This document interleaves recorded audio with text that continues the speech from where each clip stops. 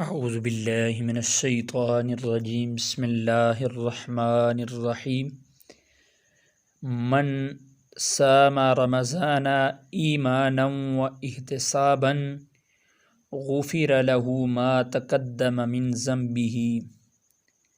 سامعین محترم، اس حدیث مبارکہ کا ترجمہ سماعت فرمائیں۔ جس نے ایمان کی حالت میں ثواب کی نیت سے رمضان کے روزے رکھے تو اس کے سابقہ گناہ بخش دیے جاتے ہیں۔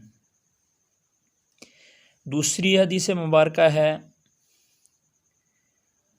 روزے کے حوالے سے ہے، الصوم لی وانا اجزی بہ۔ اس کا ترجمہ سماعت فرما لیں، روزہ میرے لیے ہے اور میں خود اس کی جزا دوں گا۔ جو تیسری حدیث مبارکہ ہے، لِكُلِّ شَيْءٍ زَكَاةٌ وَزَكَاةُ الْجَسَدِ الصَّوْمُ وَزَكَاةُ الْجَسَدِ الصَّوْمُ۔ اس کا ترجمہ سماعت فرما لیں، سنن ابن ماجہ کے اندر یہ حدیث ہے، ہر چیز کی زکوٰۃ ہے اور جسم کی زکوٰۃ روزہ ہے۔